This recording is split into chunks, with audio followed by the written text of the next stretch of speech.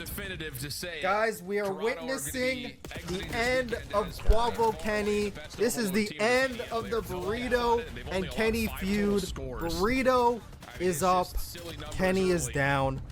This is the last we're gonna see of Kenny in an LA Thieves jersey. This is over. They might let him play against Optic Texas, but he's not making it past stage 1. Neem, start tying your shoes. It's time for you to come in. Time for you to do what your friend could not do. Another 0.6 performance from Quavo Kenny. Quavo, you're done, twin. You are done, twin. It's over. Poised with the W. In Joseph Romero we trust. To figure out how to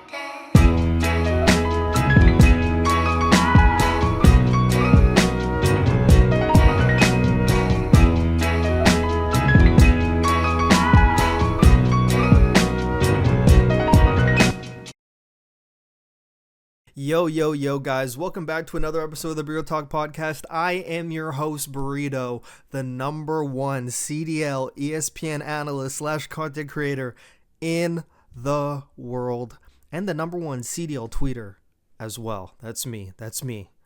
I need you guys to follow the show on Spotify. The bigger the show gets, the bigger the hosts get. It's completely free. Follow the show on Spotify. I got a very interesting guest coming next week. There's going to be a lot of guests that you guys have no idea about, or maybe didn't think that you wanted to hear. And then you're going to hear and you're going to be like, wow, that was a cool story. I'm going for anyone and everyone around the space that I think I could get a good episode around. And I really want to get an episode with Aches. I have a really good idea for Aches, and it will be one of the best listens of the past year in terms of Call of Duty esports podcasts, but I need your guys' help. I need you guys to follow the show on Spotify. So as you can see, the main top, and also on Apple Podcasts as well, that works too. Follow me on Twitter. The more motion I get, guys, the more the guests you could get, the bigger the hot takes, I mean, the hot takes are staying.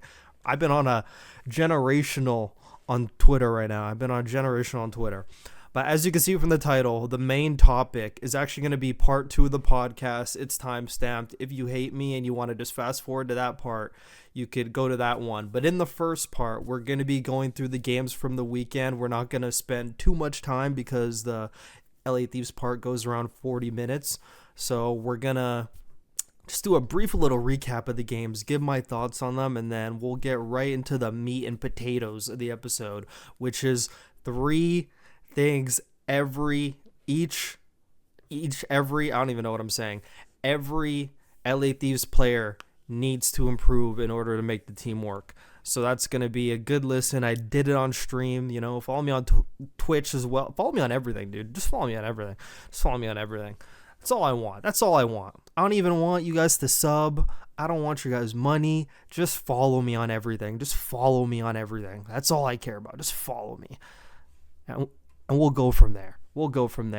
So the first match of the weekend, after a 4-week break, the CDL knew exactly what we all wanted, and they gave the people exactly what they wanted. They gave us a mouth-watering fixture of Riyadh Falcons against G2 Minnesota. I mean, hey. And something I actually want to say before I start talking about these series is I know these matches aren't the most eye-appealing. I mean, we come back, we're not even getting like an Optic on the first day, a FaZe on the first day, a Paris on the first day. They're giving us Falcons against G2 Minnesota. I highly recommend, especially if you're a competitive Call of Duty player, or you're trying to get better at the game, or just trying to know more. Especially because everyone in the scene talks about, man, like we miss watching the CDL, but then a game like this will come on and no one wants to watch it. Find different ways to watch these games. Don't just watch them for face value. Maybe if you want to become more knowledgeable, like use this Falcons in G2 Minnesota to watch a specific player. Like if you want to get more knowledgeable on things that XNID does, you're talking to your friends, you talk about the CDL on Monday or on Tuesday, in your calls, you want to sound more knowledgeable, be like, yeah, like I think XNID plays like this because, you spent the time to watch what he's doing. Try to find certain things that you want to watch in a game or certain players you want to watch, and it'll make watching all these games a lot more enjoyable.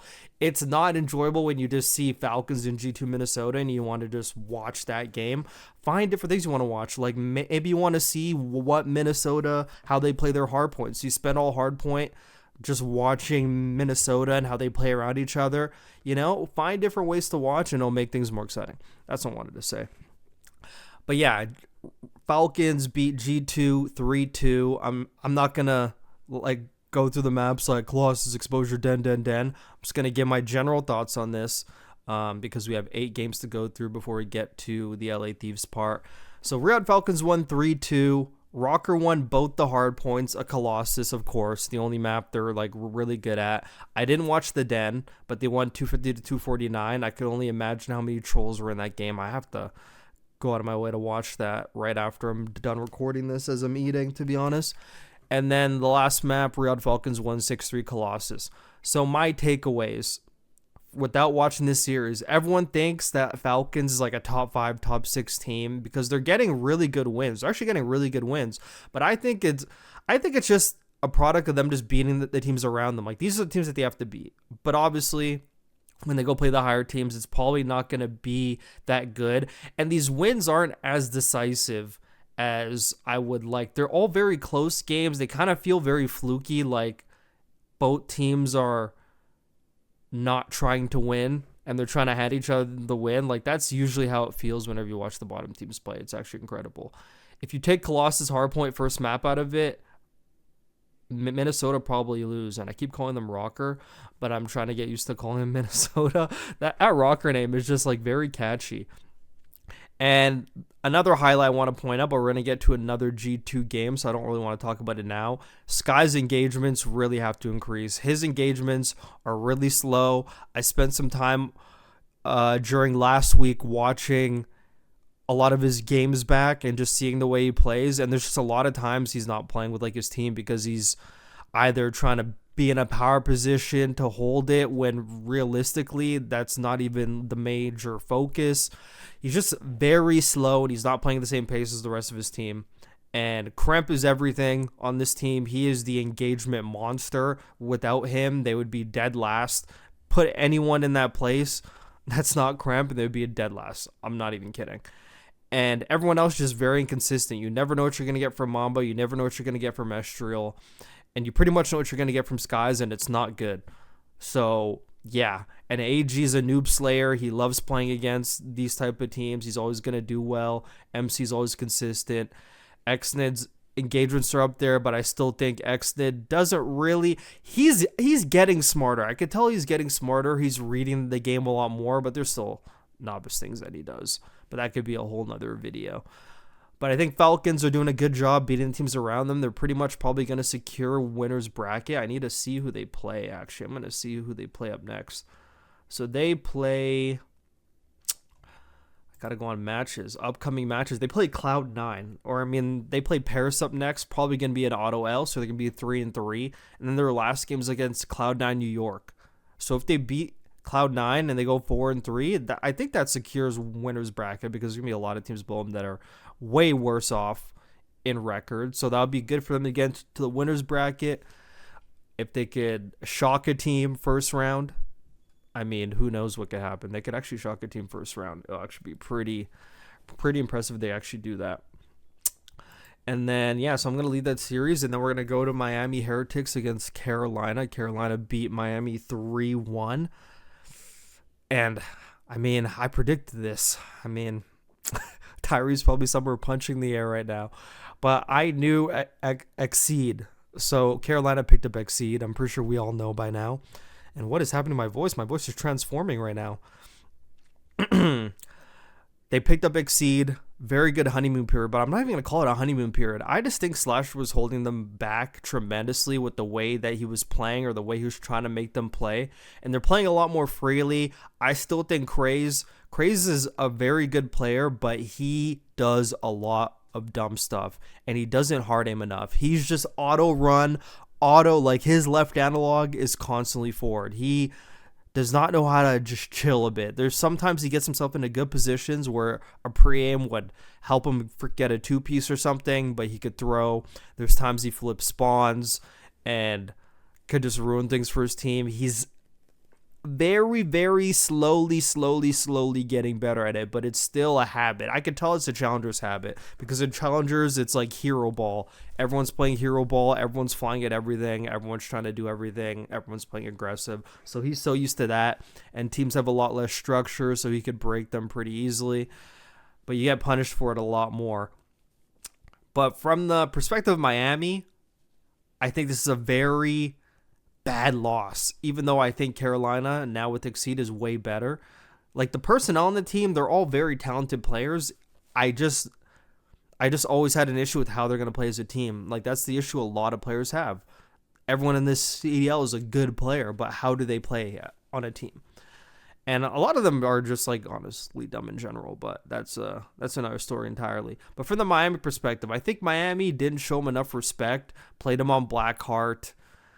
I mean, I'm not saying, like, Miami doesn't really play that map. It's probably their first time playing it, I'm pretty sure. And I think they're just like, oh, yeah, we'll just test the map pool, whatever. And then they test it. They're playing Scar Overload. I don't think Miami even plays that. They definitely could have avoided that map. They actually picked it. So, even worse. Exposure, I can't really make an excuse for them on Exposure, because they're a very good Exposure hardpoint team. Carolina was just way better on that map for some reason, just way better. And the score probably could have been even longer, but Miami did bring it back.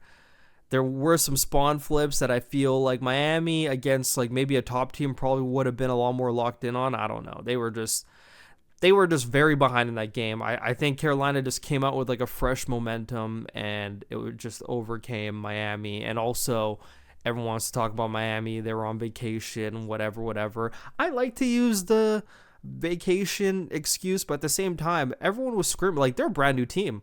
They're a brand new team as well. They just started scrimming, like, during this week. They probably got, like, 2-3 a good scrims in, but you've been scrimming forever. Even if you went home for the holidays, it's not like you, like, forgot how to play the game. So I could understand the vacation change, but at the same time, I don't think it's a valid excuse as to why you should lose to a team that's clearly below you. But good on Exceed. You could tell he's playing a lot slower. He's playing, like, the slasher role, or he's just playing the veteran AR role where he's doing the responsible stuff. I see him blocking spawns a lot, enabling Craze to, like, push to basically the other side of the map. It's actually insane sometimes. Like, sometimes I see Exceed, like, opposite end of Craze, because just allowing him to push. He's super duper blocking for him. So I think they have a good thing going. I don't know, because they have a good game. They have a pretty tough opponent coming up next, I believe. They play Toronto. So let's see how they do against Toronto. They have Toronto, Optic, and LA Thieves. That's not a good schedule. That is not a good schedule. So, I mean, it's very clutch for them to get these 2 wins. They really needed these 2 wins, but they might go 2-5. If they could somehow beat LA Thieves, there may be a chance for winner's bracket, maybe, but very unlikely. They probably should have made this change a long time ago, but Slasher was on that team. Him and Brian Saint, you know how that vibe goes. He was not going to get dropped unless he actually retired. So I'm glad he made the choice ahead of the weekend. Otherwise, they probably would have went 0-4, and that would not have been good. They were 0-2 going to this weekend, got 2 wins with Exceed. They went 2-2, so that's great. Optic Texas against FaZe Vegas is the next game. FaZe Vegas won 3-0. I did not have this in my bingo card. Shotzi with a 0.61, a classic regular season performance out of him. No, I'm kidding. Not even Mercury's could save him this series. Not even Mercury's could save him. What should I talk about? So, I mean, everyone wants to say, I mean, I even made like a meme tweet about it, how Draza performs, knowing that Aluka's now on the bench. He's hitting threes from deep. He's just absolutely hooping on Optic. The CEO came out. And I do agree with Draza when he said that Shotzi was talking a bit too crazy too early. I can't agree with that. It was a bit too early. It's like before the Christmas break. It's like first 3 weeks. He's like, oh, everyone sucks, da-da-da-da-da. At that time, he was not wrong. But, you know, he was saying it like no one was going to, like, catch up after everyone playing the game for longer and longer. And it looks like people did catch up. And I know Optic very well. You know, I'm an Optic insider. I'm an Optic observer. I'm the number one Optic observer. Okay. I really do deep dives into their map vetoes, what they like and what they don't like. And I could tell from these map vetoes, Optic was ego channeling them. And that's the thing, because Optic's slamming everyone in scrims. They've been slamming FaZe in scrims ever since they picked up Mercules near the tail end of Black Ops 6. They've just been slamming in scrims, just slamming them every single time. I think FaZe's scrim record against Optic is like 5-80. Like, it's like really bad. Like, they barely win maps against Optic and scrim. So Optic was definitely ego challenging. Something Optic is trying to do is get better at Scar. They're really trying to get better at Scar. They don't really like playing it, and they're trying to get better at it. I can understand for S&D and Hardpoint, the map's probably going to be out for S&D, to be honest. They might throw Meltdown in there. But for Overload, okay, so I want to talk about the map vetoes because I'm the number one Optic observer, so you guys could actually see, like, maybe they won't admit it, but I know, okay, I know. So in the map vetoes, Optic was really trying to get FaZe to pick Overload. So Optic banned Blackheart. They don't really like that map. I know Mercules does not like that map. FaZe is going to ban Den. It's Optic's best map. So what does Optic pick? Optic picks Scar, which is not their best map. They've lost that map to multiple teams. They lost it to Minnesota. I think they lost it to another team. They played teams close on that map. It's not their strongest map. So they wanted to test it against FaZe. Map pool cheese, you know? Or, I mean, not map pool cheese, but ego cheese, scrim warrior cheese. And then FaZe got to pick Colossus. Optic didn't even ban Colossus. They know FaZe's best map is Colossus, and they left it in because they wanted to just test it against them. Like, we're going to play you on your best map. It doesn't even matter how much Mercules is not like Blackheart. They could have easily avoided Colossus and banned it. Like, FaZe was not going to pick Blackheart. Like, they weren't going to pick it. Come on. So, yeah, they left FaZe's best map open to pick for Hardpoint.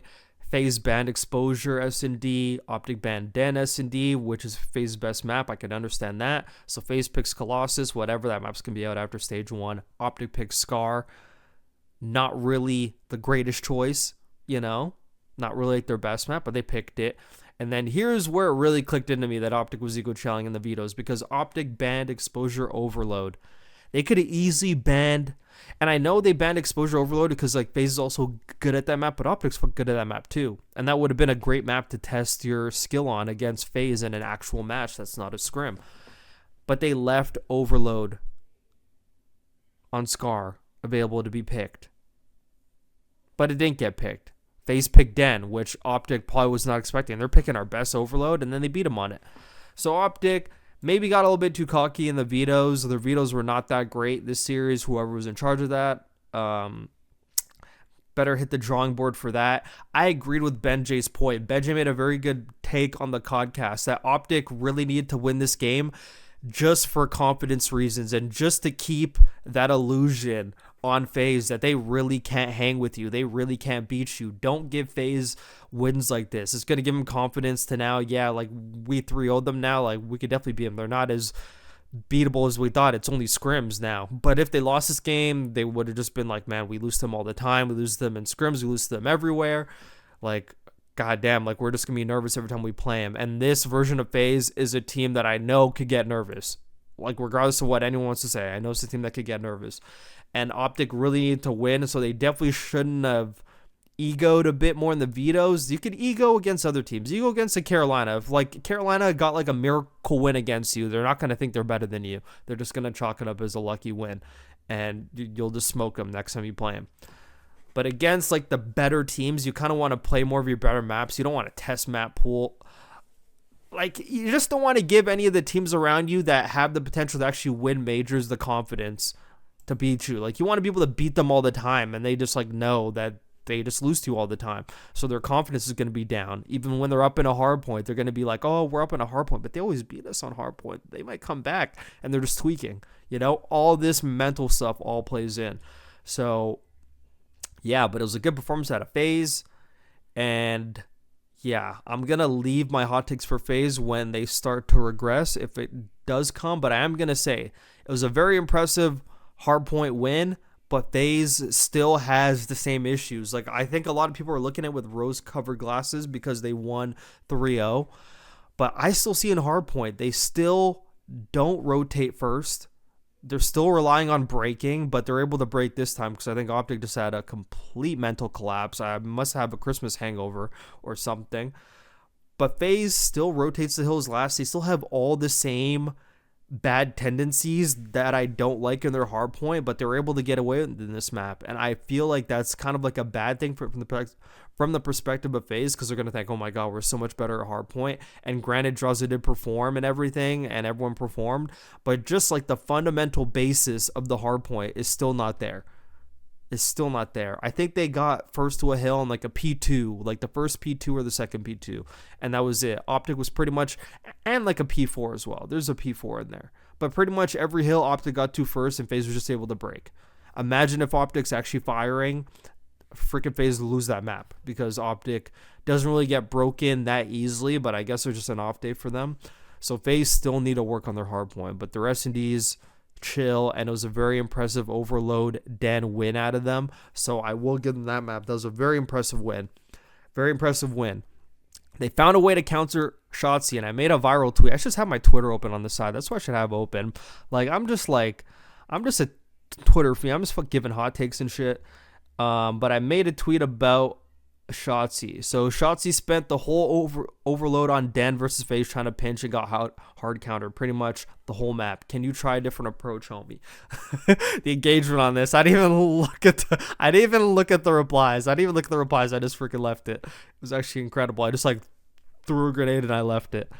But yeah, FaZe, this was like MW3 phase where they just knew how to counter Shotzi. Shotzi was just going for pinches. They were either leaving him ISO'd and having 4v3s on the map, and then late watching the pinch when he was pretty much out of the play. But Shotzi literally left his team high and dry almost the whole hard point. The whole overload pretty much. The first half was close. It was a pretty close first half. I think it was like 1-1, and then it really opened up in the second half. And so many times Optic was just getting tunneled over on a map, and Shotzi's going for a pinch. Just very, very useless on the map. Definitely something he needs to work on. He needs to be more versatile. He's like the pinch master. If you really spend a hard point and an overload watching Shotzi play, you'll see how much he actually flanks.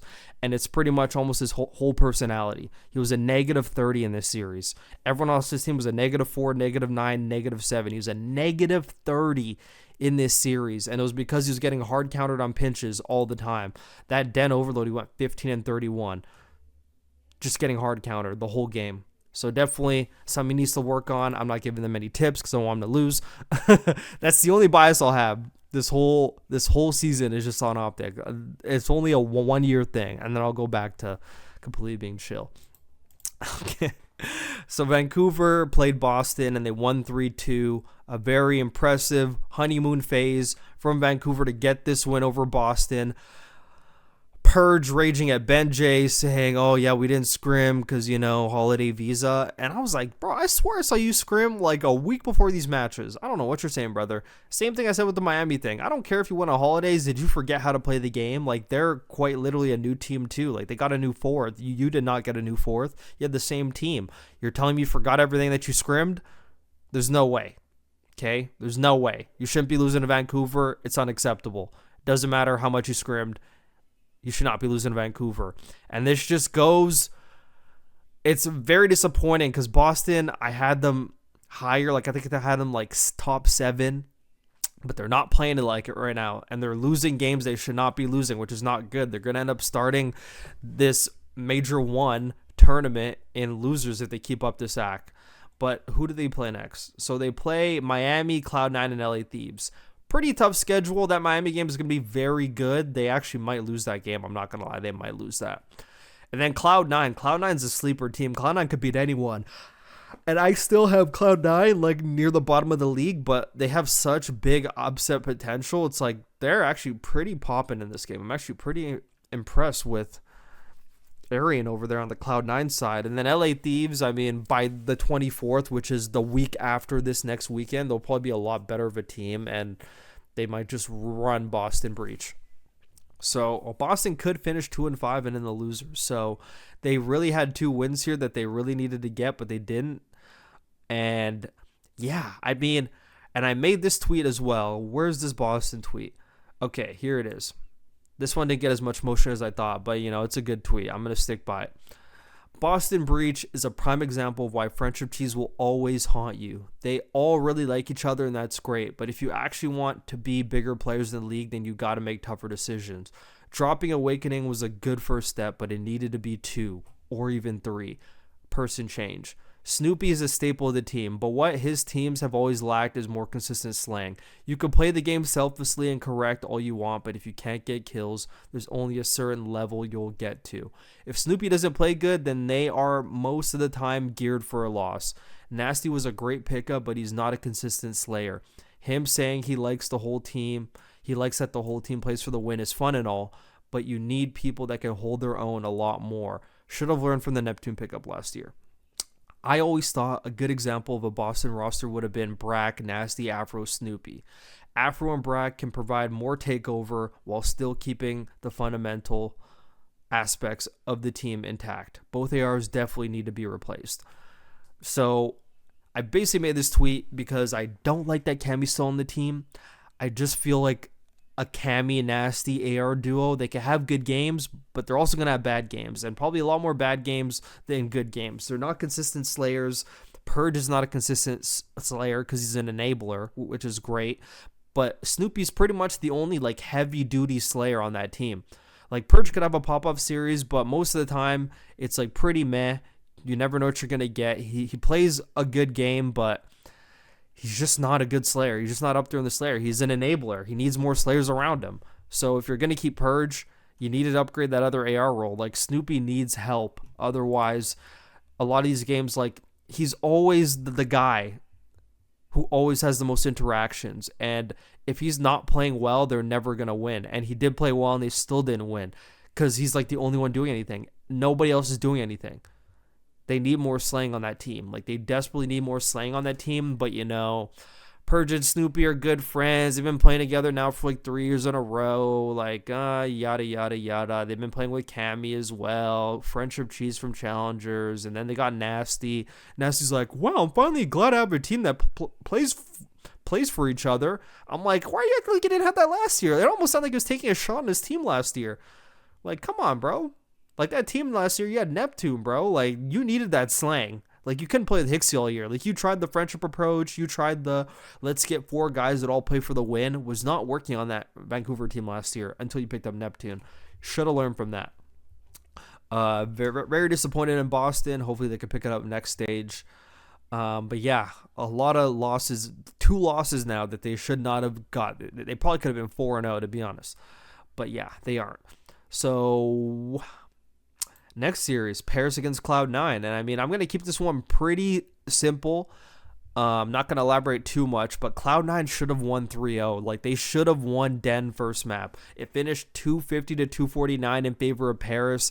Paris laid a late game surge. Cloud9 trolled a P4 where they had full rotation and full 4 guys there and got broken. And then they got broken. And some people claim that they could have won, but I think map got a fall off the map glitch when they're trying to break a P4, and which probably could have led to a contest, which could have led to a P1. I'm not sure how much I believe in that. I feel like after they scammed that last P4, it was pretty much chalk from there. They really needed to win that map, and you could tell how devastated they were after that map. But it was good resilience that they're able to win the next map, Colossus 6-5.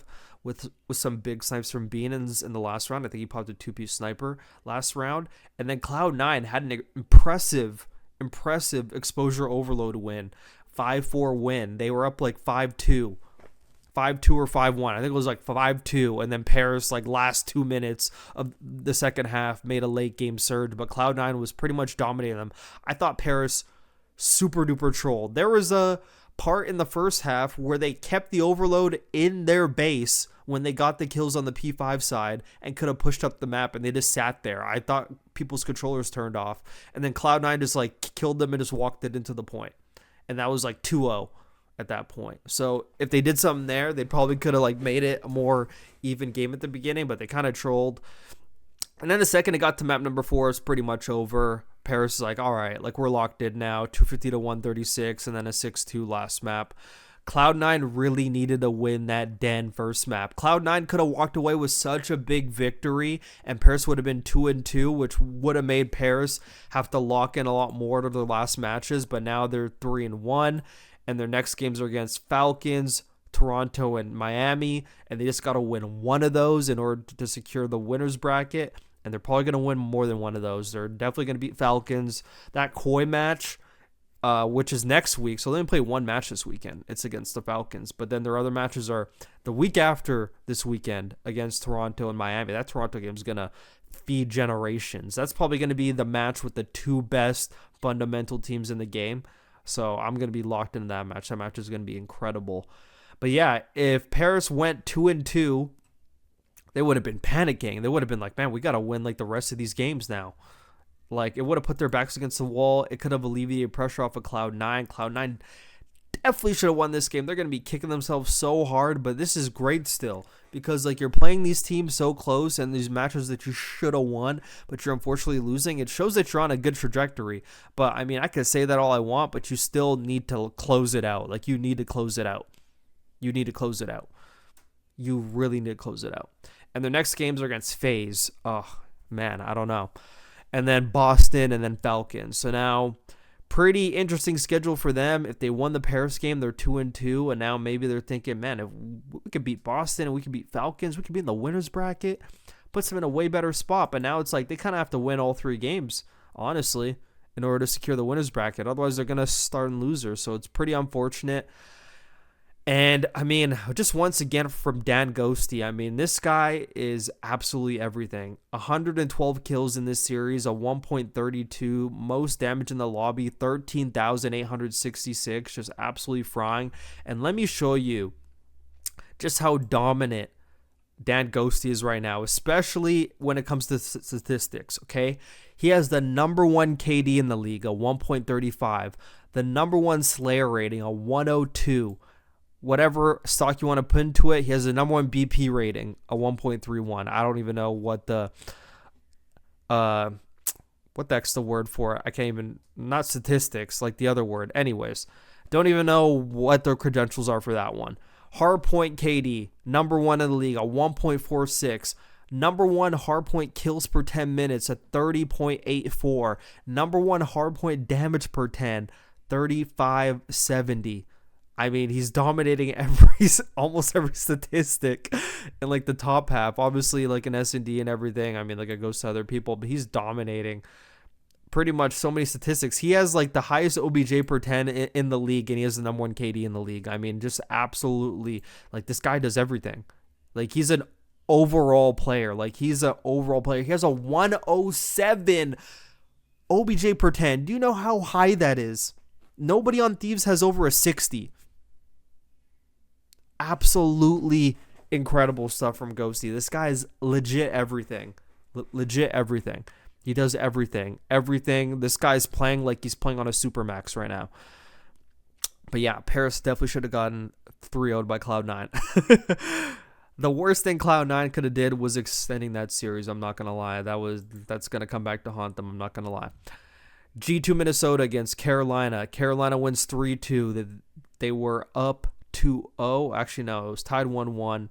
Okay, it was actually tied 1-1, and then Carolina was up 2-1, and then Minnesota won Colossus Hardpoint. Whoa, not surprised. And then Carolina won last map Exposure S&D 6-3. I mean, some I want to talk about. So another tweet I made, going back to my Twitter again. For those of you on video, you're going to see it. Where is it? Where's my tweet?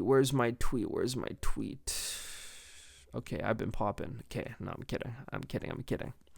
Okay, so right here, I made a tweet about Minnesota. I said, I'm confused as to what G2 has been working on. They have no flow and respawn. Players don't know how to play off each other. Everyone on different pages, it feels. Take Colossus away from them, and they are hopeless. Kremp is too good for the players on Minnesota. Nobody can consistently keep pace with them and play off of him. Feels a lot of the time all four players are playing different games, to which Mamba then replies, you have no idea what you're talking about. And then the next day on stream, I go through the game and I basically pretty much prove every point that I was talking about. Even on the flank, they went through points that proved exactly what I was talking about. So don't blame them for being in denial. Don't blame them for being mad. You know, when you're doing bad, the last thing you want is negative PR because, you know, PR is everything in this league. People start hearing, man, you just like suck at everything you're doing. Next thing you know, could be out of the league and, you know, you just have that asterisk around you and things could get bad, you know? So got to try to control the PR. Can't blame Mamba for that. But yeah, exactly like I said. It's really unfortunate because I really like Sky. Shout out to the time he came into my stream and everything. But man, very uninspiring Call of Duty. Very uninspiring Call of Duty. I really want him to like let me get in those scrims. I could really help him. I really can. Because he should not be playing like this. And it's not necessarily that he's playing bad. It's like how he's playing that's making him play bad. He's playing too slow for this team. Too slow. If you want to go back on my stream when I went over their hard point, you could see what I'm talking about. He's just playing too slow. I'm not sure if it's just built in him to just play this slow, but it's just too slow. So many times he's just way too low in engages compared to the rest of his team, and he's just like getting fried. And I know he's not like bad with like the gunny or anything. He's just not up to the pace of the rest of the team, and it's very inspiring. I feel like if they replaced him, like this team would get instantly better. Mamba could have good series, but he also has bad series. He's also a very inconsistent player. Very inconsistent player. All of them are very consistent except for Cramp. Like Cramp could like drop a 0.98, but you know what you're going to get him. His engagements are super high. Everyone else is like negative, and take a look at Skies' like Slayer rating compared to everyone else. He has a 71 compared to an 85, 88, and a 99 from Cramp. He has a 0.83 respawn KD. 20 kills per 10 minutes. I mean, it's just like uninspiring for me, and I feel like Mamba as well. I was watching Mamba do things in that hard point. I was like, this guy is licking walls in the hard point. Like, I don't know what he was doing in the hard point. It was actually pretty impressive to see. How bad it was from everyone's perspective. I felt like if Kremp was not doing anything, if Kremp's not taking space, then no one else is doing anything. That's honestly what it felt like. And even like the map overload, Mambo went 33 and 26, and I swear I watched that whole game, and it's like I did not even feel his presence. I wasn't even playing too. I didn't even feel his presence. I didn't even know where those like 33 kills came from. I have no idea. Like, 33 kills, you lose 4-0. I just like have no idea. No idea. If I did a deeper dive, but I don't care that much. No, I'm kidding. But yeah, I mean, just uninspiring. I mean, on that stream, I started talking to people in the chat, and we started rambling, and I just like completely like chalked the den overload after a while because we were just yapping for hours in the stream. I just love yapping with you guys in stream. It's just so entertaining. But yeah, Minnesota. Uninspiring. Definitely need an AR change. I'm not high on Estriel, and I mean that video I made about the stocks and selling Estriel stock, it's hidden right now. Let me tell you, it's hidden right now. Like, I don't know what everyone sees in him. I'm not gonna lie. I don't know what everyone sees in him. He had that good stint in MW3, and I feel like a lot of people got very high on him after that. But after that, just you could get a pop-up series every once in a while, but I just don't think he has what it takes, honestly. I'll just honestly put it like that. Honestly don't think he has what it takes. And yeah, I really just don't think he has what it takes. At all. I mean, it's just so uninspiring. Like, Cramp came in after him, and he's already, like, surpassed him, I feel. I'm very uninspired. Actually, maybe Cramp came, I don't know. They came same time, whatever. Very uninspired by Estrel, very uninspired by Mamba, very uninspired by Skies, and I was very high on Mamba, and I still think he could play well. I mean, he's not playing super bad, but like what he's doing on the map is not good. I expect more out of him. Like, he should be up there flying with Kremp. Him and Kremp should be like the Splash Bros, like both dropping like 1.10s or 1.05s. Like, they should be high in engagements together and just like cooking, honestly cooking. But yeah, it's like the Kremp team, and no one else is doing anything. From the perspective of Carolina, they pushed to close it out 3-1. Maybe not get Colossus in there. I mean, come on. Like, you don't really have to ban Scar Hardpoint. Come on, you're going to let them pick Colossus? Ridiculous. Like, don't play him on Colossus. Play him on Scar, bro. It's not that hard. Play him on Scar and it's over. but it was at least over. Nero had 117 kills in the series, 15k damage, like 3k more than other people on his team. Just absolutely frying.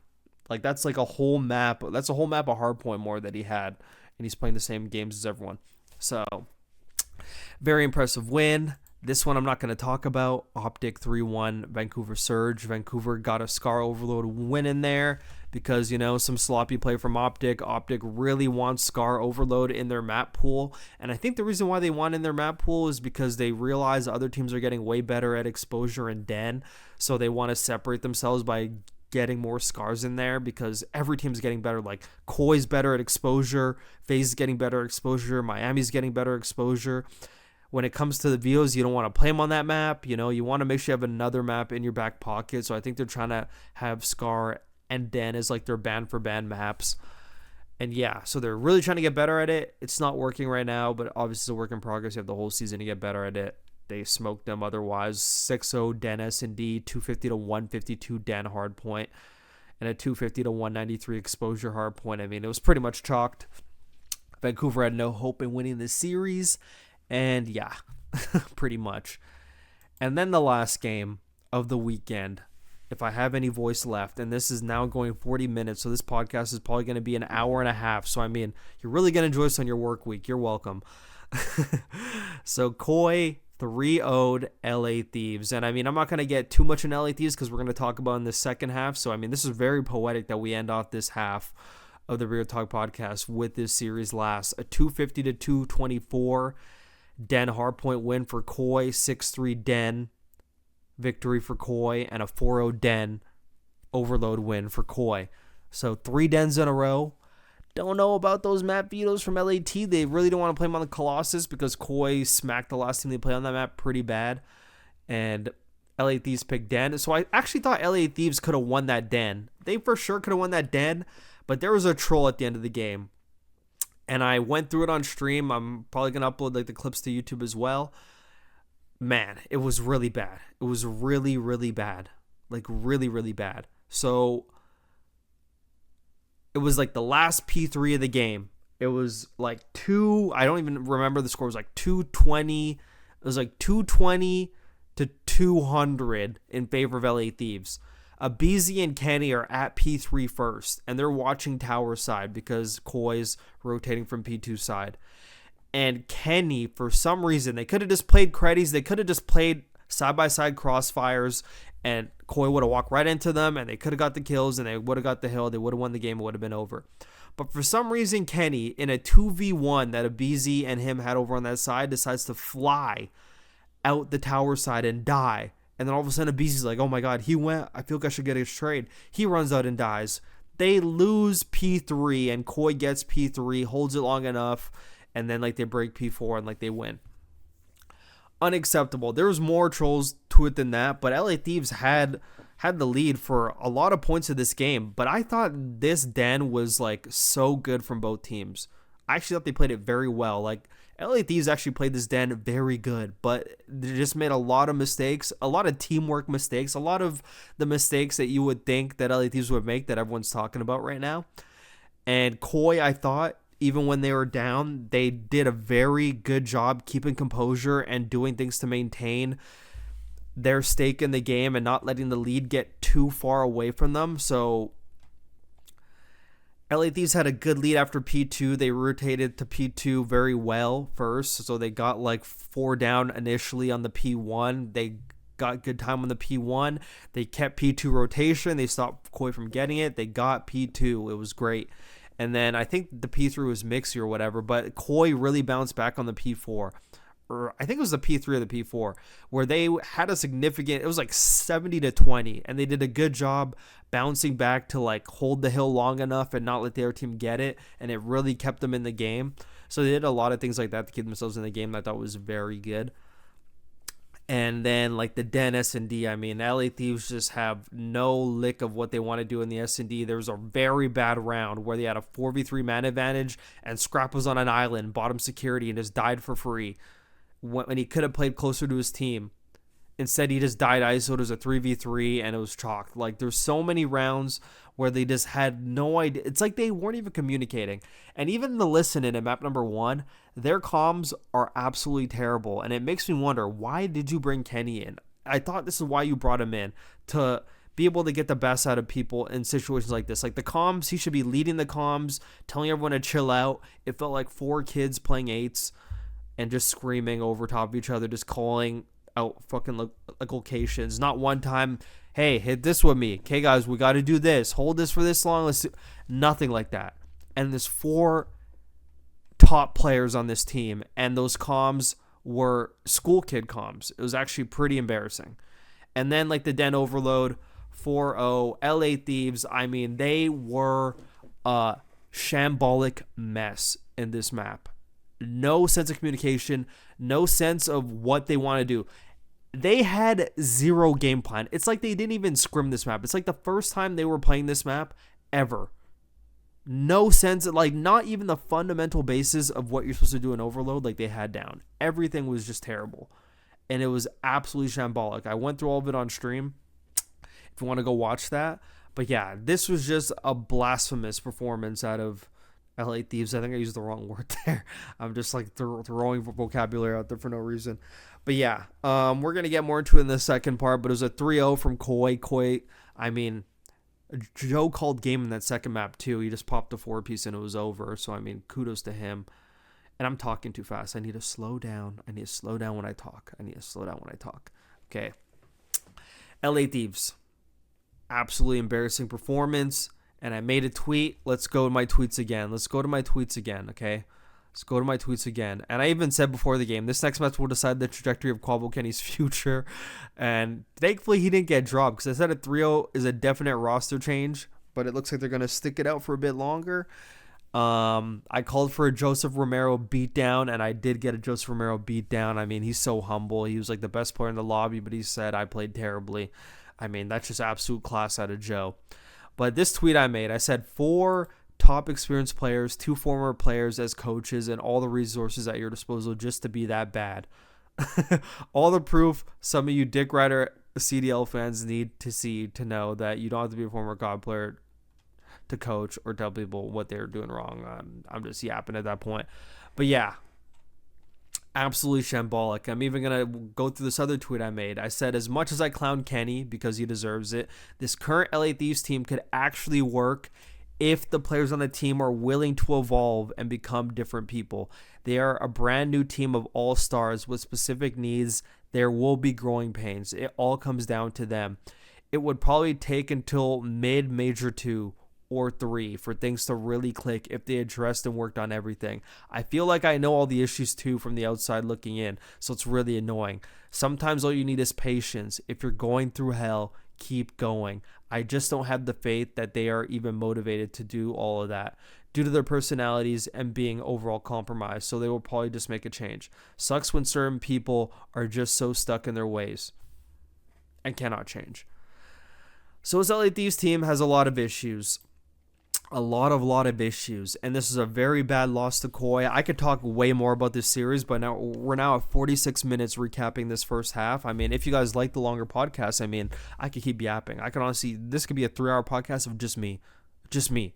But we're gonna use this as a segue, guys, to get into what every player on that LA Thieves roster needs to work on in order to make the team function. But before we get to that, we are going to a commercial break from our sponsor. So we will be back with part 2, talking all about LA Thieves. Thank you for listening to this episode of Borito Talk podcast.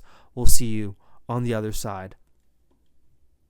Can't wait to show you guys this product, unless you already knew about it. But this episode of the Borito Talk podcast is sponsored by Blacklight, redefining comfort and performance where work meets play. Blacklight makes the best premier ergonomic gaming chairs and desks in the gaming space and are partnered with some of the biggest brands and teams such as the Blast Premier for Counter-Strike, Team Spirit, Team Liquid, Fnatic, Toronto Koi, Toronto Raptors, and even Epic Games Fortnite Championship Series.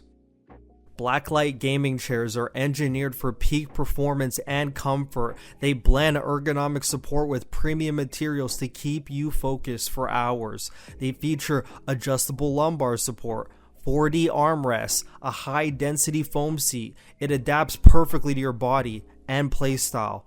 Whether you're grinding rank matches or working long hours, this chair delivers unmatched durability, breathability, and all-day comfort, your ultimate throne for victory. Alright, so for those of you on video as well, I mean, like, let's take a look at the cable management tray. It's a heavy-duty cable management tray too. Look how clean under your desk could be, and it holds the wires with absolutely no fuss. Also has an adjustable desk with 4 presets already there. You can edit them yourselves as well, which is incredible. So let's say you've been sitting down all day, you want to get the blood flowing, you could stand up at the click of a button, sit down again at the click of a button, no fuss at all. And I know a lot of ads don't really talk about the price, but let's talk about it. I would look at this as an investment in the overall well-being of your body, the same way you would invest extra in a bed so you don't wake up every day with aches and sores. If you use your desk every day, you use your chair every day, you're going to sit down the first day and be like, yep, I made such a great decision. You're going to be so comfy. And I mean, it's scientifically engineered to make your day as comfortable as possible. So I mean, go Blacklight. All that being said, just to say, I have a little bit of a code for you, a little 15% off code for you. It is BORI70 Burrito at checkout for 15% off. BORI70, not case sensitive. Enter it whatever way you want. Everything uppercase, everything lowercase, whatever what you want. BORI70 for 15% off at Blacklight. And if they have any sales, it's an extra 15% off of whatever they have on sale. So I mean, take advantage, level up your game, feel better every day when you go on your setup, and go Blacklight. Now back to the podcast. Oh yeah, this is the one I'm winning in. I had to pick between this chair and my girlfriend. I picked this chair every time. Here on my iPhone, I prepared 3 things each of the LA Thieves players has to address. 3 problems that they all have. Let's get this started. I'm really going acapella too, because I just like know I could yap. I just know I can, you know? I just like know I can. Like on some real shit. Okay? So I have prepared 3 issues every individual player on LA Thieves needs to work on. As you can see on the screen, for those of you on video. If you're on audio, we're going to go through them. And I'm just going to do it in the order that I have it on, because I just did it on my way to work as I was driving. So I'm going to start off with Hydra. So Hydra, the 3 issues I picked for Hydra. There's probably more, but you know, these are like the 3 main ones I thought acapella instantly off the top of my head. The number 1 is interpretation issues. So these aren't in any order. You could probably put one like above the other, but number 1 is interpretation issues. I was talking about it yesterday on stream. He has learned English, obviously. He's like been in the United States for like a while now, so he has learned English. But from the outside looking in, for me specifically, I don't think he's like fully grasped English mannerisms and like how people act. Like I still feel like he's the type of person that can get offended very easily still. Like I still think he's there. And I don't think I'm wrong for thinking that, because I've seen examples of it, and I've seen how like certain players have to talk to him in order to get the best out of him. So I think he has interpretation issues. I think, and so like the word on the street is they're going to stick it out with Kenny until the end of Major 1. Okay, at least. The word on the street. That's the word on the street. That is the word on the... If he was getting dropped, we would have heard about it today. I guarantee it would today on the off day. This is the off day for pros. Pros don't scrim on this day. Why do they have Monday off? I have no idea why. Why they have Monday off? I literally don't know. It's a work day, baby. You better get to work. But number 1 is interpretation issues. And I feel like these are still going on.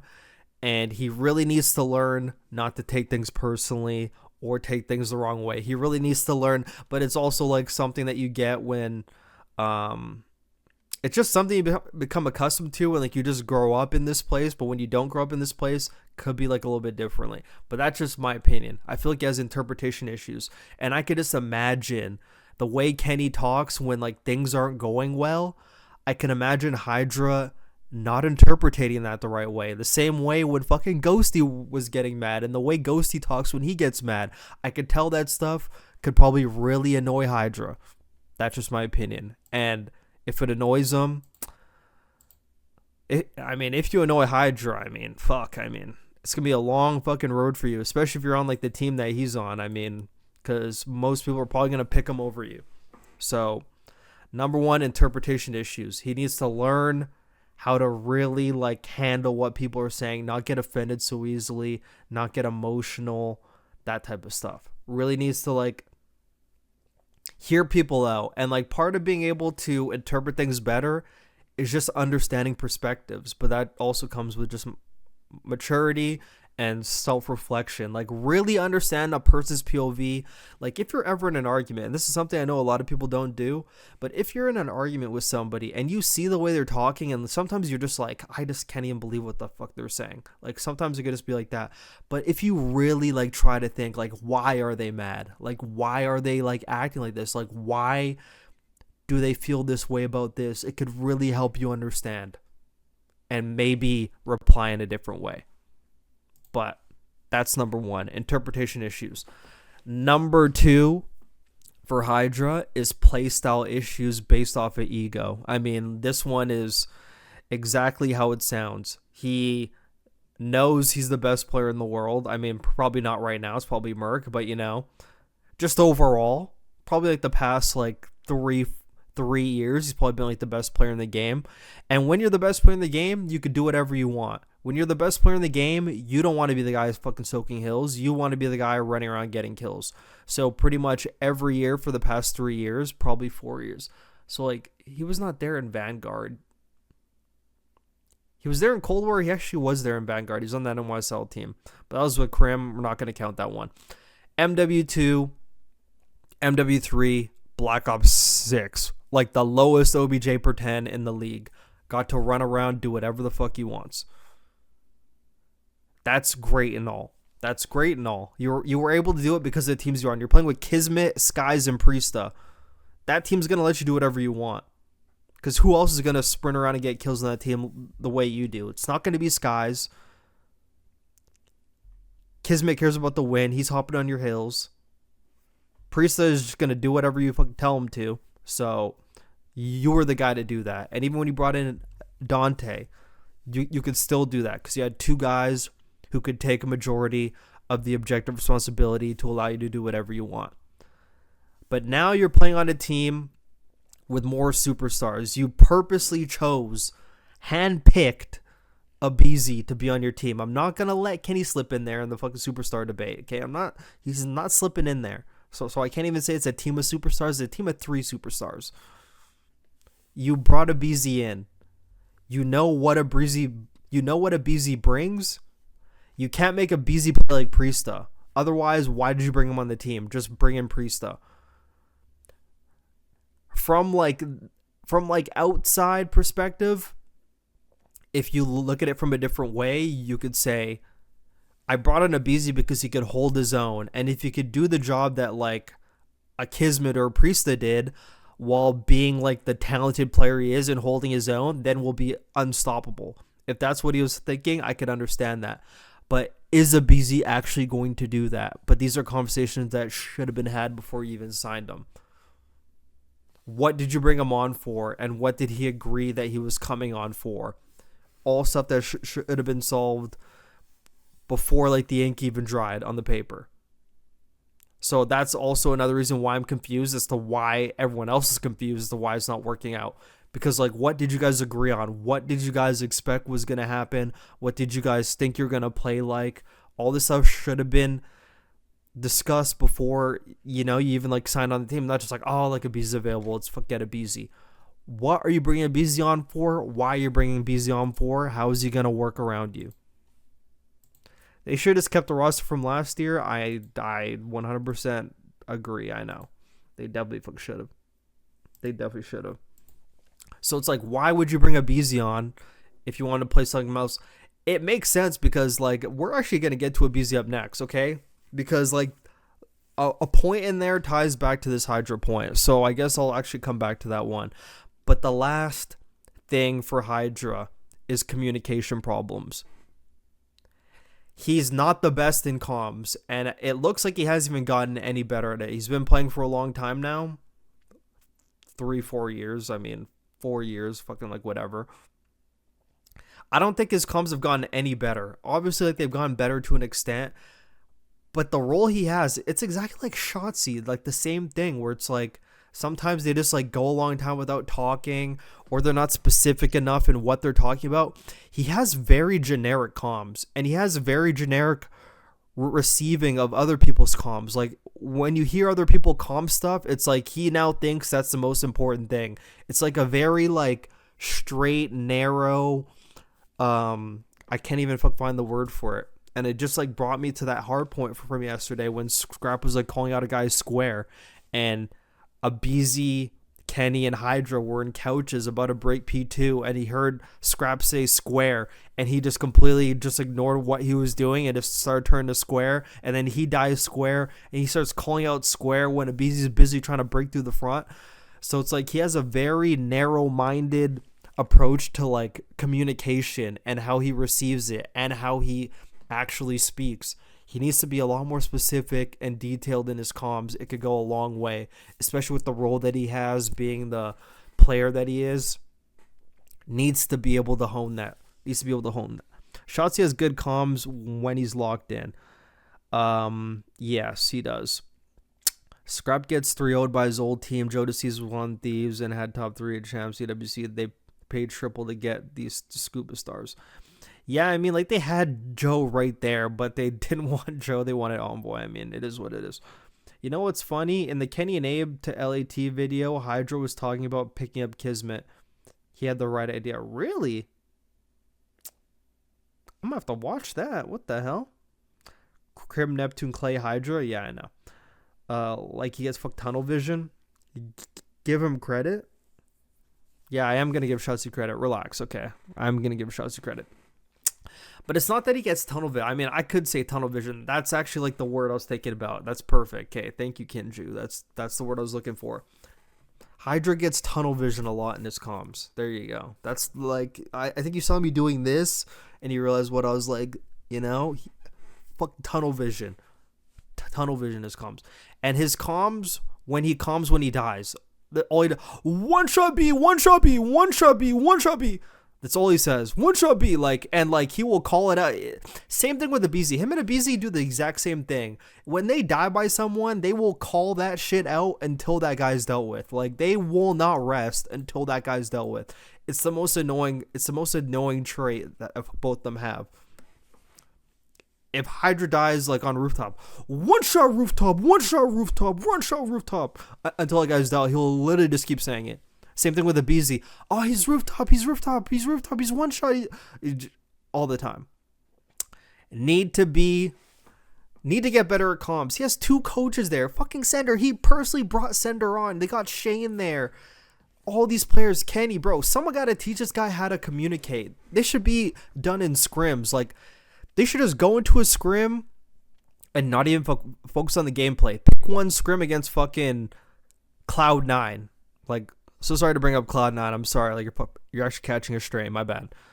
Go into a scrim with Cloud9. Don't even focus on the gameplay. Just go like, let's just focus on how we're talking and specifying what we're doing. Like, hey, I'm hitting this. Can you hit it with me? Like, just focus on the comms the whole game. That's all we're going to work on for the next like 3-5 maps. Like, that's all we're going to focus on the hardpoint maps. Let's just focus on comms. Just calm everything. Gameplay fucking second. Let's go into every match and just talk to each other, have a conversation with each other. Like, that's how you get better at it. You need to like really practice. And also, I talked about it before, but the dynamic issue with this team, like, I already like talked about it. Hydra and Abizi don't look like they're hanging out. Like they don't look like friends. Like they look like the complete. Like I only see Scrap and Hydra hanging out, but it's like I don't see Hydra and Abizi hanging out. I don't really see Hydra and Kenny hanging out. I don't know, maybe, but it's like it just looks like a weird dynamic all around. The same way I thought like ain't no way Dante and Kismet hanging out. Ain't no way Dante and Skies. I could actually see that. I could maybe see that. But it's like half the team looks like they like don't even hang out with each other. I don't know. FaZe were barely winning hard points after Abizi left. Let's not get too ahead. Okay. Yeah, no. I'm not surprised they picked up Abizi when FaZe struggled with hard point for so many years, and Abizi was part of that problem. I mean, just like people not doing their homework, honestly. But yeah, communication with Hydra. Number one thing you need to work on. There's no way your communication could be this bad 3 years in. Something got to give. And that's like personal reflection. That's coaches. Like, this should be getting brought up. Like, his communication by now should be good. Joe DeCease is on his third year. Okay? Joe DeCease is on his third year. He just came from fucking ranked play. Joe DeCease just came from ranked play, by the way. Joe DeCease just came from ranked play. He's like straight up IGL in that Koi team. He's the one telling everyone to calm down. Like you actually, you would think it's Insight, but it's actually fucking Joe now. Like you hear like the listeners now. Joe's like, okay, slow the game down, guys. Like, okay, let's chill. Let's hit this thing together. Like he's the guy, bro. He came from MW2 rank play. That was literally 3 years ago, and he's already IGLing the team. And he was even doing it last year. He was even doing it in MW3. Like after a year, this guy already communicates, which means it's like a lot less of having to play for years, and it's just more of like a personal. It's more of a personal thing you just need to work on, and it should get better like pretty quick. Like you could start talking tomorrow. You could just start talking more tomorrow. You don't need a whole year to get better at comms. Yeah, freaking Joe is diffy. Like he's already like IGLing comms is actually insane. I was like, wow, this guy's actually him. Now let's get into Abizi, because we spent 18 minutes on Hydra. Oh my god, I was actually afraid this would happen. Abizi. Abizi. So I'm actually going to get to the thing first that relates to Hydra, so I'm going to go a bit out of order. So the number one thing I put for Abizi does not realize the strengths that he has. Okay? Does not realize the strengths that he has. Let me move the chat box. Sorry. Horrible audio. Actually, I'm not going to move it. Okay. Does not realize the strengths he has. And this ties back to Hydra's playstyles based off ego. So Hydra doesn't want to switch his playstyle because he just thinks he's like the best player in the world. Understandably so. Thinks he's the best player in the world. Abizi doesn't even realize that the traits he has are like tailor-made for a person who's just on the hill. Same way Simp's doing it right now. That it could literally be Abizi. That's literally Abizi. Abizi's known for just being a gun monster. Like, just like guns you. Pretty good movement. Just straight raw gun skill and aggressive player. Like an entry fragger. That's the player you want on the hill. Who would want to contest Abizi on the hill? You know?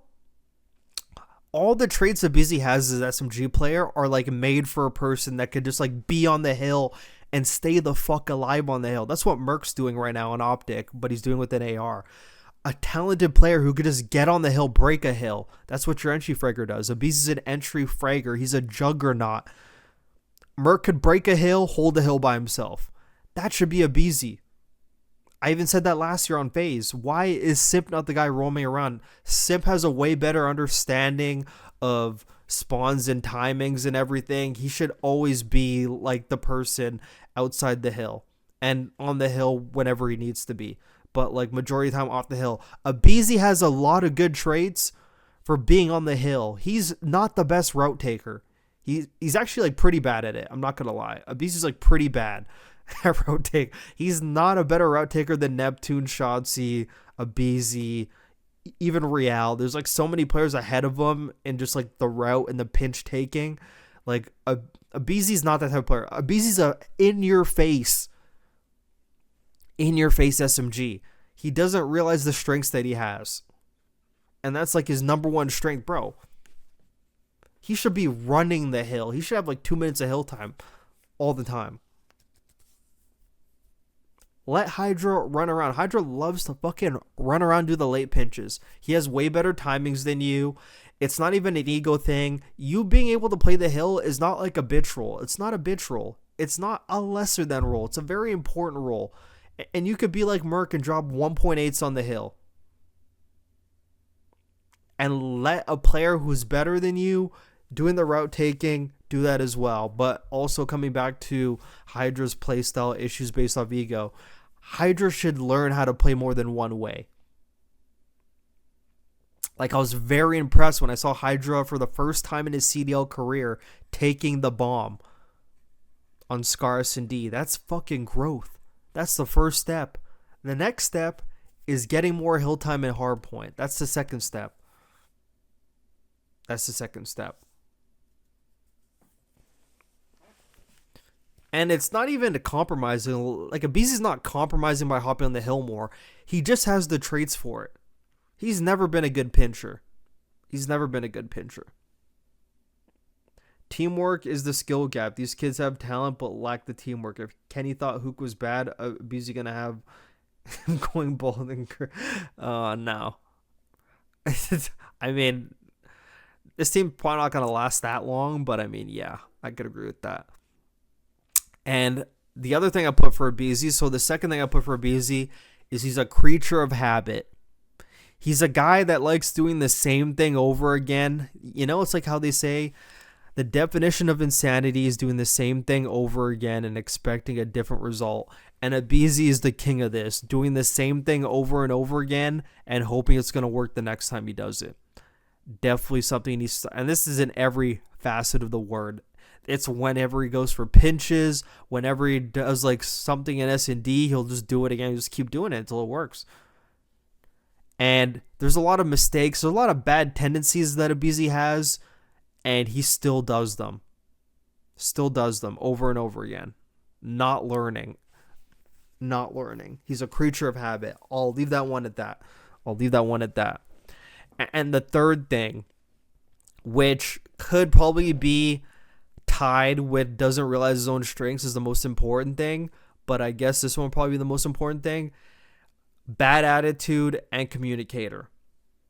I'm sure outside the game, he's a nice guy, okay? Not taken away, not saying he's a bad guy.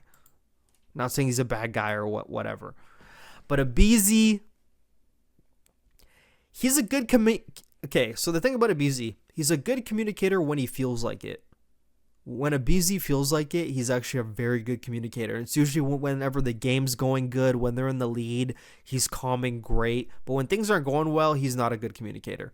And a majority of the time, things just aren't going good. So he's not a good communicator. But even in general, a lot of times he's just going, like he's one shot. Like he'll like back away from his chair, do the thing with his face, like from this ridiculous, like, you know, just like bad aura, like bad vibes, like, and it's like in the middle of the game too, and I actually can't stand it every time he does that. It's just like not a good vibe. And I'm not speaking for Simp, he never said this, so this is just my speculation, but I can imagine he was not the biggest fan of that, if I had to take a guess. And yeah, just bad attitude, bad communicator. You can't have both your SMGs can't be bad communicators. One SMG needs to be a vocal leader as well, you know? One SMG needs to do it. One SMG.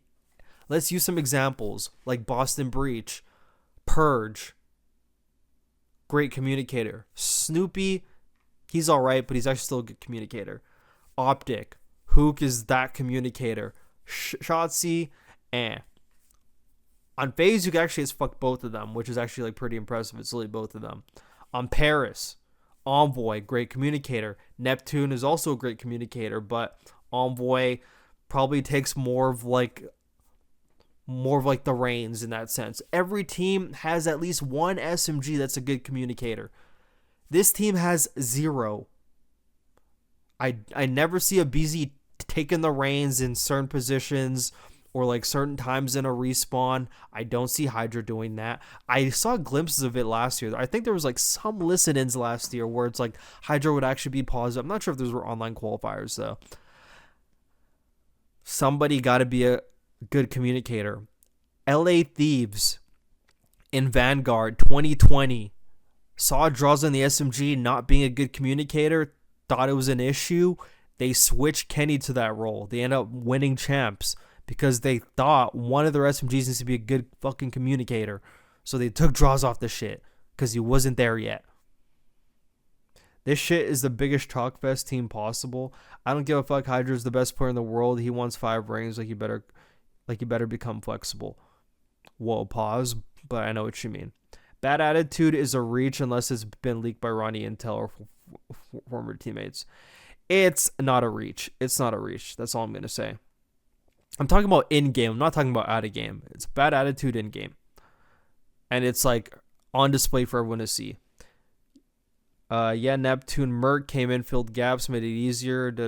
I've seen okay, I have to not read the chat as I'm like doing like the podcast, but I will catch up after.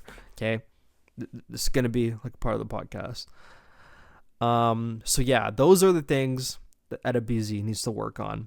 Up next, my favorite man in the world, Quavo Kenny. 3 things he needs to work on. The number one thing is the most obvious thing. Bad performances affecting him in every way. For the past like 365 now. 365 days. A full calendar year. Kenny has just been not playing good. You could say it's partially due to bad environments. Probably actually longer than a year. Because there's even like a lot of times in MW3 he was not playing well. But in MW3, I already know his dynamics and just like the team in general, especially with AG on that team, man. But bad performances are really affecting him in every way. And I think one of the reasons why these bad performances are affecting him is because Kenny's the type of player, he wants to know everything. He wants to know everything going on. He wants to have a game plan. He wants structure. And when he doesn't have that, he just can't function. And I kind of think that's a bad thing sometimes. It's nice that you want that, but sometimes, sometimes you just got to play the game. Sometimes you just got to be like Optic Merc and just spawn in and play the game, and fuck, good things could happen. And then you figure out from there. And like trying to like force things all the time, I'm not saying it's bad. I mean, I would like to have structure if I was on a team too and know what's going on. But sometimes you need to just recognize the personnel you're around and try to like find other ways to implement your structure. And don't let that affect your gameplay. If there's just not structure and you're trying sort of to have it, you just have to like be able to adapt on the fly. You just need to see where people on the map and just plug and play as the map's going on. Like it's not that hard, but it is annoying. And it can be maybe hard, but not that hard. Like, not even comparing like the Pro Call of Duty League like to 8s or anything. Not comparing it. But when you ever play 8s with like random people, obviously you guys don't have like a game plan. But like there's a lot of times I'll be playing 8s with like random people, and obviously, okay, I'm just repeating myself. And you don't have a game plan, and all you have to do, the only thing you can do is just see where people are. Or number one, communicate as much as you possibly can. Try to direct as much as you possibly can. But just see where people are and see where you can plug and play. Call out for people. Do whatever like you have to do. That's what you have to do. And you just have to try to make the best out of it. But bad performance after bad performance starting to affect him. Him dropping at 0.6 in pretty much one hard point or one series is become a new normal, which is not a good thing for a 2-time world champion, almost like a 13-time Call of Duty champion. That's just not cash money at all. Bad performances affect him in every single way. Exactly like it says. And it's a lot of it has to do with him. I mean, pretty much all of it has to do with him. There were a lot of bad environments that he was in, but it's like, when you see another player come in and he does good in a situation that you're in, I mean, it kind of like makes you look bad. So maybe you just have to be more open-minded. And this gets to the second point about Quavo. He's very stubborn, very set in his ways. There's a lot of stubborn people on this team, which is also like a bad thing. There's a lot of stubborn people on this team. Very set in his ways, has a way he likes to play, almost slasher-esque, but probably a bit more flexible. Very stuck in his ways on how he likes to play, and yeah, that's pretty much as far as you go with that. Just very stubborn. Definitely something could work on. Be a little bit more open-minded. Try to see things from another person's POV. Maybe he does see things from another person's POV and he just doesn't like it. He's like, no, I just fucking like it my way. But that's definitely something that could hinder you, hold you back. That one could even tie into like the bad performances, or just being stubborn. Like on the Optic team last year, realizing this is the way that they want to play. He is literally the franchise player. You're not going to change it, brother.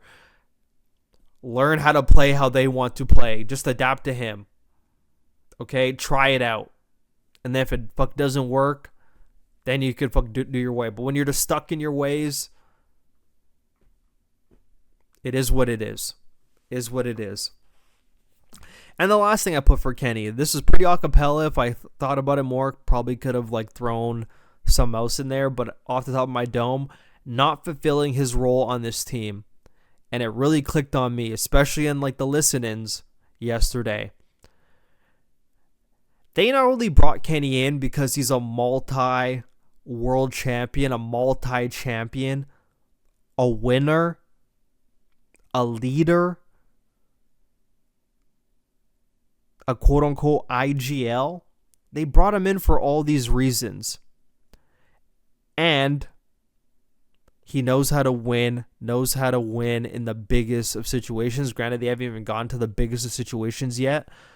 But he's not fulfilling his role on this team. And it really clicked to me in the comms. If I'm like Joe Deceives, okay, so like I'm just going to use Joe Deceives as an example. It's crazy. I'm using it as an example. He just came in 2022, by the way. He's like 22 years old or 21. And he's already way better at comms than Kenny is.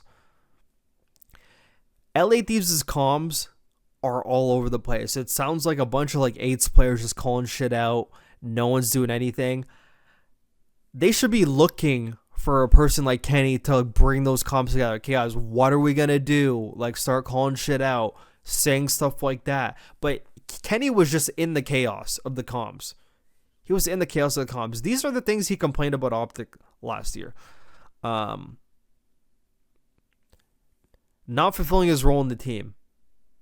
And this goes for just being able to perform well. Like, they didn't just pick you up because you're a multi-champion. How were you a multi-champion?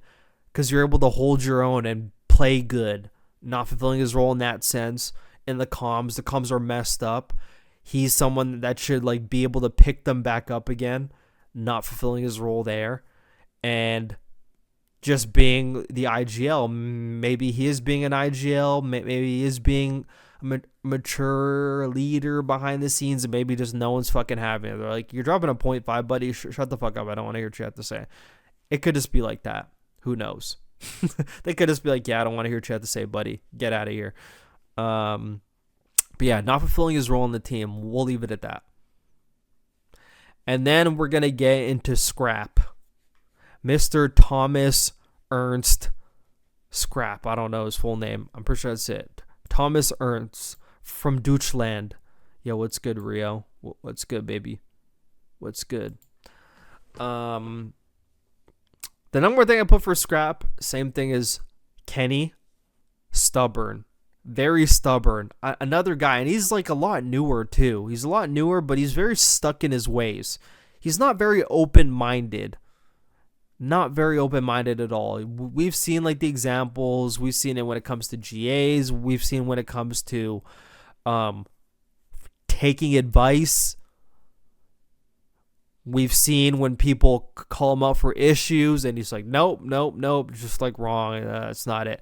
Very stubborn in his own way. A little bit different to Kenny, kind of like the same. And he's probably also stubborn in the issues that are right in front of him and the ability to change them and the self-accountability. The self-accountability is big. Self-accountability ties in with being stubborn. some self-accountability to like the way you play, the way you act, the advice you should be taking, all this stuff. And like all this is because of how good he is at the game. All this stuff makes you very stubborn. But maybe he'll learn eventually. Another thing I put for Scrap. One-dimensional. Okay? I said it last year. Some people call me crazy. He is playing pretty good at S&D this year, but it does not take away from the point at all. He's a very one-dimensional player. He has one way that he likes to play, Iron Man, and we don't see no versatility in his respawn at all. No versatility. We need to see more out of him, especially with the players now, with the BZ and Kenny. We need to see more versatility out of him. And this goes objective-wise. This goes for enabling. That's a big word in this team that this team needs to learn how to do. Enable your teammates, not just be the superstar, but you could also be a superstar by enabling your teammates. You know, that's a very important trait to have. Enabling others. S&D, I still think his S&D is pretty one-dimensional. His mid-round adjustments, not the greatest, in my opinion. And we'll even see as the year goes on. Like, you're going to see pretty one-dimensional player. Like, plays pretty much same way. He's a very smart player. Don't get me wrong. I'm not taking anything. He's an S-tier player. Don't get me wrong. S-tier player. But, yeah. S-tier player, but very, very one-dimensional. Needs to add more to his game in every aspect of the word. This could tie in with stubborn as well. Being stuck in your ways. Need to be more versatile. It'll get more out of your teammates in the end. So that's the thing. Then the last thing I put for Scrap, which basically ties into being stubborn and one-dimensional, it's not open-minded. It's basically the same thing as stubborn. I think it's because I was like, man, he's playing pretty good. I mean, I don't have that much to say about him right now, but it's pretty much like his biggest thing is being stubborn, being one-dimensional, and not being open-minded, which ties in being stubborn, which is what I said earlier. So yeah, just a lot of things that they work on. Like, I feel, and I'm going to bring this back to my tweet, because my tweet pretty much had my thoughts, and I think they're pretty much going to stick it out until Major 1. So, until Major 1 at the latest, you know? All right, so I made this tweet. Okay, I'm going to read out this tweet. I said, as much as I clown on Kenny, because he deserves it, this current LA Thieves team could actually work if the players on the team are willing to evolve and become different people. They are on a brand new team of all-stars and specific with... Okay, let me repeat that.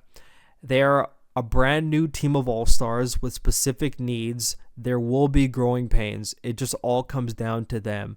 It will probably take until mid-Major 2 or 3 for things to really click if they addressed and worked on everything. I feel like I know all the issues too from the outside looking in, so it's really annoying. Sometimes all you need is patience. If you're going through hell, keep going. I just don't have faith that they are even motivated to do all that due to just their personalities and being overall compromised. So they will probably just make a change. Sucks when certain people are just so stuck in their ways and cannot change.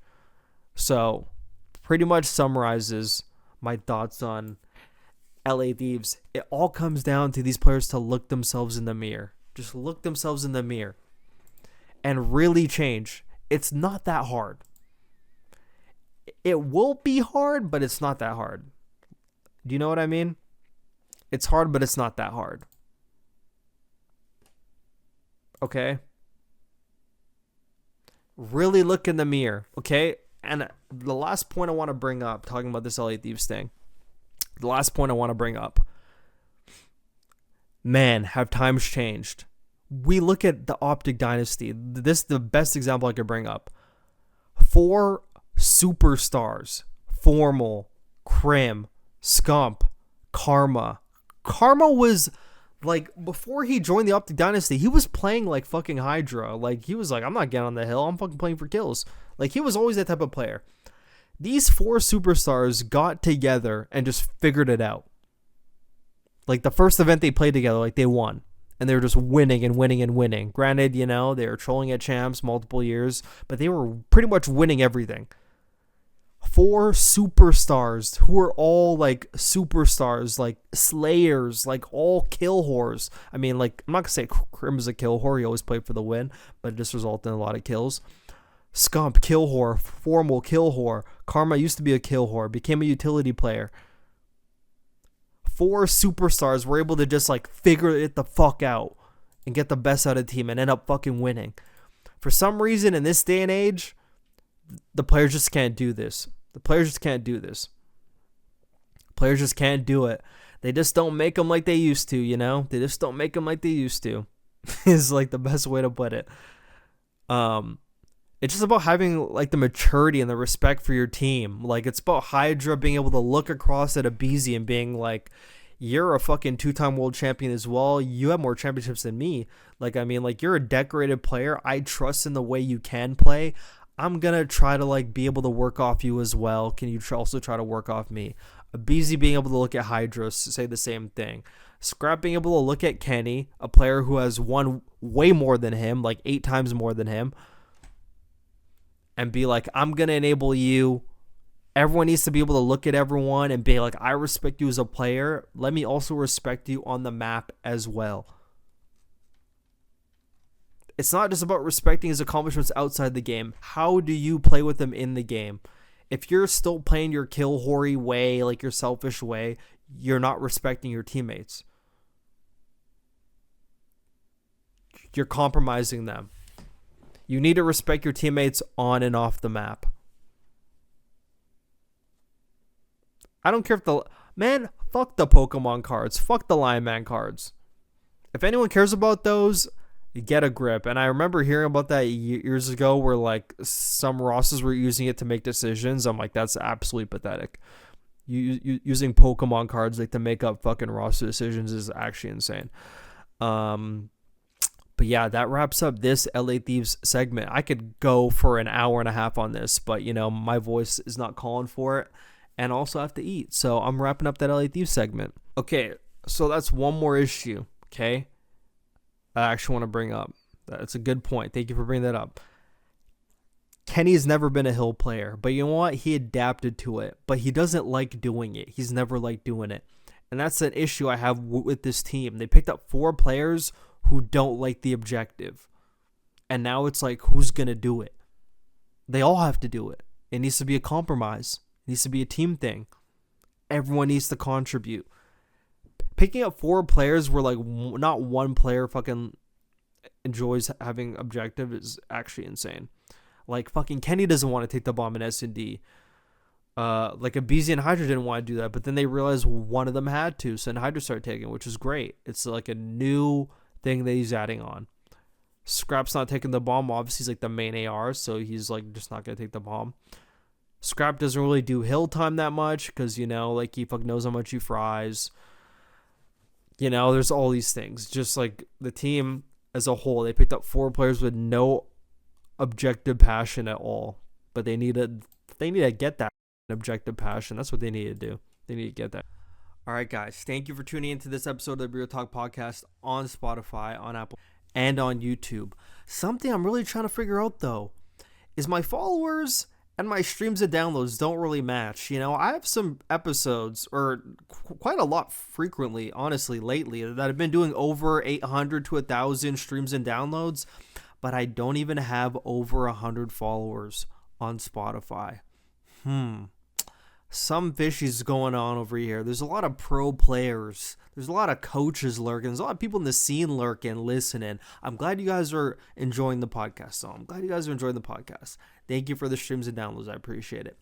Need the followers to back it up a little bit, though. If you want to leave me a rating on there, too, I appreciate it, too. Blacklight.com/burrito.